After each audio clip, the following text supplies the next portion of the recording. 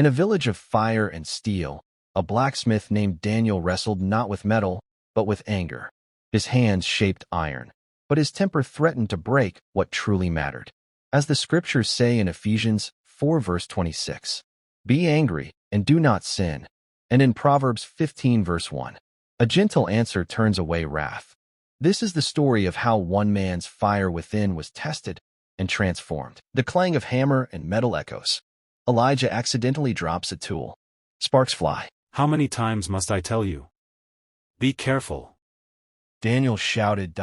And Elijah, with a remorseful face, responded. I'm sorry, it slipped.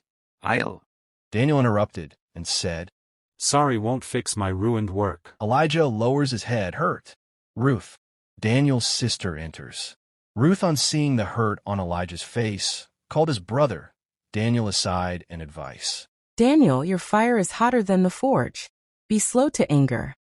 On this same day, a customer's complaint became a flame, and soon the fire within Daniel burned hot before many witnesses.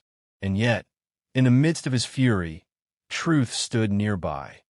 Elder Simeon, a village elder, appeared on the scene and advised Daniel. Daniel, anger is like a wild flame. Unchecked, it burns what you love. Daniel slams off. Alone, Daniel vents by hammering metal furiously. Suddenly, he hits his thumb and screams. He sits, breathing heavily, and recalls his sister's words and Elder Simeon's warning. Thinking a question on his mind. Lord, why am I so quick to anger? A quiet whisper fills his mind. Voice of God, internal. Be angry and do not sin. Let not the sun go down on your head. The fire that once raged in Daniel's heart had begun to cool, not with time, but with truth.